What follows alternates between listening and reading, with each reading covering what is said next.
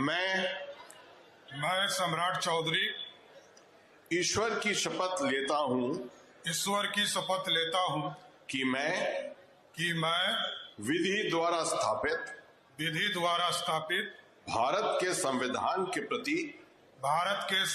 के प्रति सच्ची श्रद्धा और निष्ठा रखूंगा। मैं भारत की प्रभुता और अखंडता अक्षुण्ण रखूंगा। मैं बिहार राज्य के मुख्यमंत्री के रूप में अपने कर्तव्यों का श्रद्धा पूर्वक और शुद्ध अंतःकरण से निर्वहन करूंगा तथा मैं भय या पक्षपात अनुराग या द्वेष के बिना सभी प्रकार के लोगों के प्रति संविधान और विधि के अनुसार न्याय करूंगा।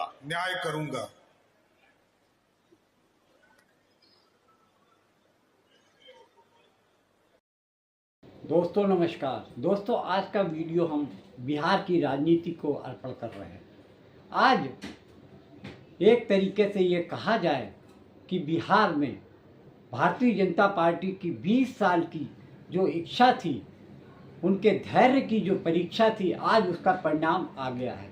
भारतीय जनता पार्टी पिछले 20 साल से लगातार इस प्रयास में थी कि बिहार में उनकी पार्टी का नेता मुख्यमंत्री पद पर बैठे, लेकिन ये तब तक संभव नहीं हुआ जब तक कि बिहार के मुख्यमंत्री नीतीश कुमार पिछले 21 साल से प्रदेश में मुख्यमंत्री पद के प्रमुख दावेदार थे या उन्होंने गद्दी संभाल रखी थी।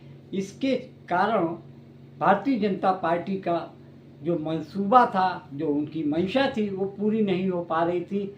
यही कहा जाता था कि बिहार में एनडीए की ये नीतीश मजबूती तो अब आई है जाकर। एक तरीके से कहा जा सकता है कि बिहार में अब पूरी तरीके से भगवा का राज आ गया है। आज बिहार में भारतीय जनता पार्टी के युवा नेता सम्राट चौधरी को मुख्यमंत्री पद की शपथ दिलाई जा रही। जिस समय ये वीडियो बन रहा है वो मुख्यमंत्री पद पर ताजपोशी के लिए तैयारी कर रहे हैं।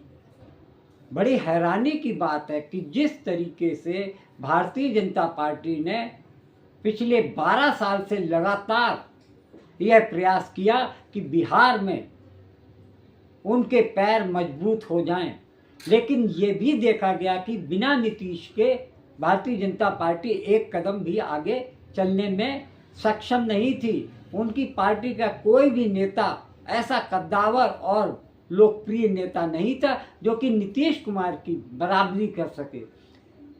भारतीय जनता पार्टी ने या तो कहिए कि राजनीतिक तरकीबों और तिकड़मों के जरिए नीतीश कुमार को बिहार से निकालकर देश की राजधानी यानी राज्यसभा में भिजवा दिया। विशेषज्ञ ये कहते हैं कि परिस्थितियां ऐसी पैदा कर दी गई कि मुख्यमंत्री नीतीश कुमार को राज्यसभा जाना पड़ा और उनको अपना मुख्यमंत्री पद छोड़ना पड़ा।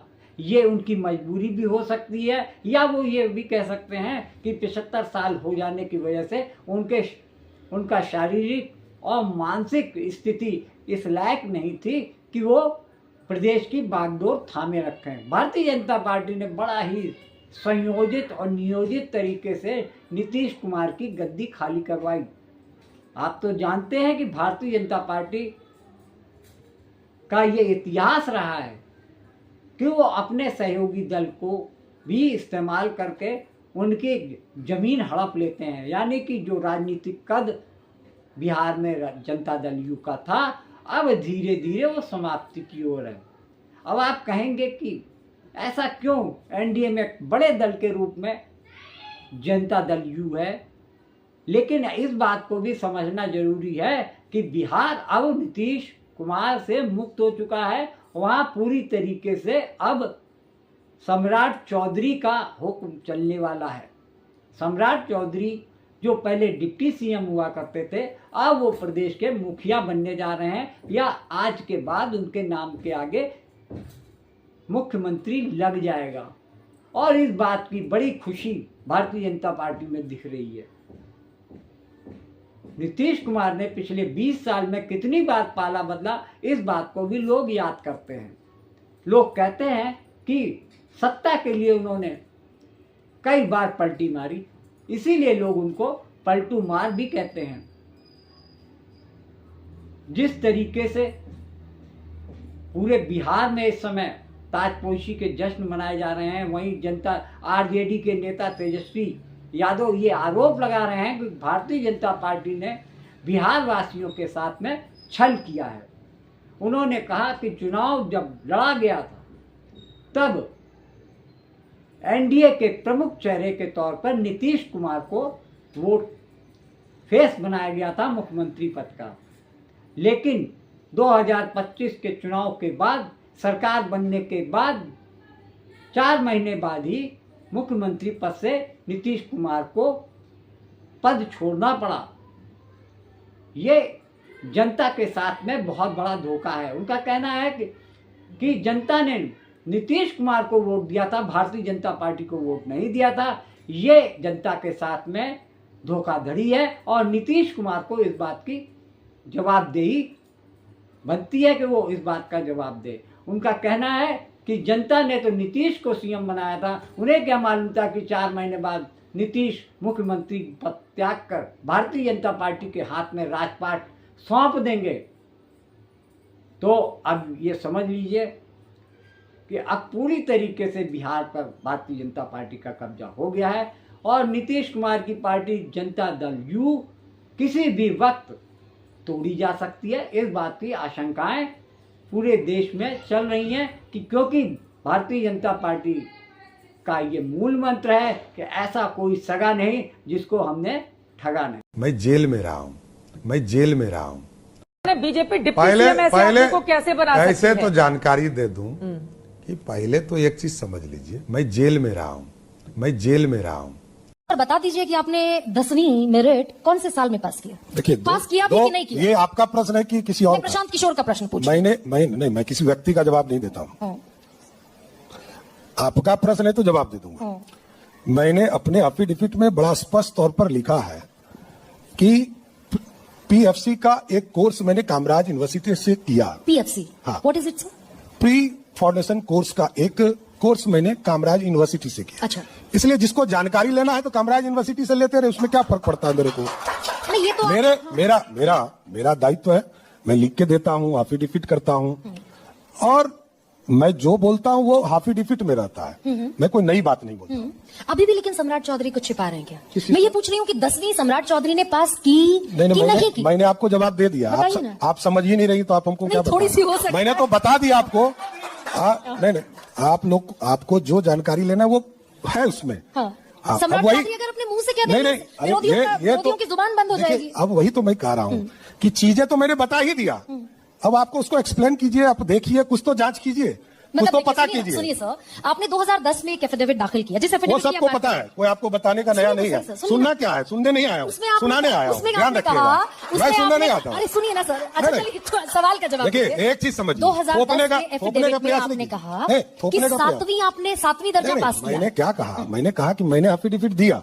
ये जानकारी लेने का है ना, यूनिवर्सिटी से लीजिए, क्या जाता है? मतलब सम्राट चौधरी अपने मुंह से क्यों नहीं कहना चाहते? मैं तो एफिडेविट करता हूँ, पर्दादारी क्या? मैं एफिडेविट करके बता रहा हूँ। अब आपको क्या बताना है? चलिए आगे कोई प्रश्न है तो बताइए। भाई देखिए, मुझसे क्या कोई पूछे कि मैंने 10वीं कौन से वो ठीक है, वो आपका दायित्व है। मैंने 1998 में 10वीं पास किया। मैंने कहा कि हमने अपनी बात रख दिया।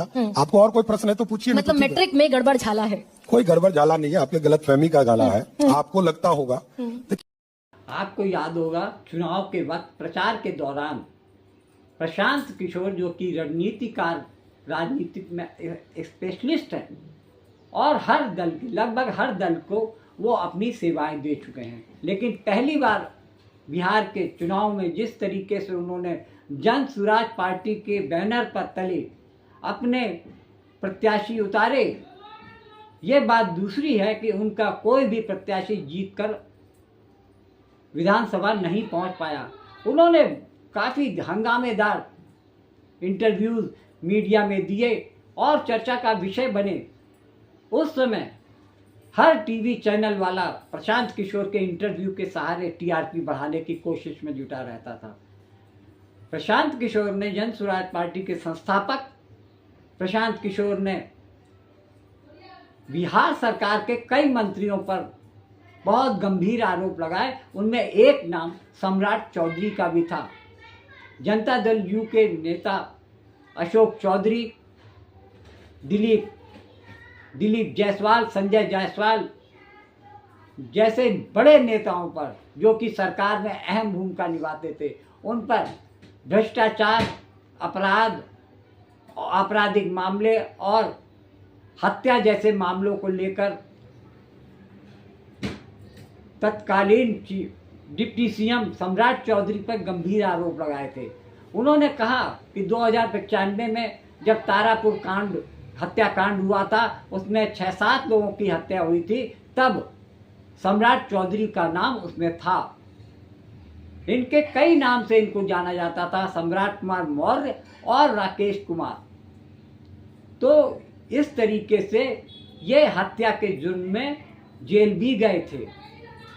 और इसके बाद उन्होंने और भी गंभीर आरोप लगाया। उन्होंने कहा चुनाव आयोग को जो इन्होंने अपना एफिडेविट दिया, उसमें इन्होंने अपनी उम्र 56 या 57 साल दिखाई, लेकिन हत्याकांड से बचने के लिए, मुक्त रहने के लिए इन्होंने एक फर्जी सर्टिफिकेट उम्र का बनवाया। 2095 में इनकी उम्र, ये जैसे कि 2025 के जो चुनाव हुए उसमें जो एफिडेविट दिया, उनमें ये पता चला कि ये 56-57 साल के हैं, तो 2095 में ये 26-25 साल के थे और इन्होंने फर्जी आयु प्रमाण पत्र जारी कर निकाल कर सुप्रीम कोर्ट में लगाया, जिसके बिना पे इनको नाबालिग होने का लाभ मिला और सजा से बाहर हुए। इस तरीके से प्रशांत किशोर ने एक और इनके ऊपर गंभीर आरोप लगाया कि प्रशांत किशोर ये बताएं कि उन्होंने मैट्रिक कब पास हुआ। उन्होंने कहा बिहार शिक्षा समिति के हिसाब से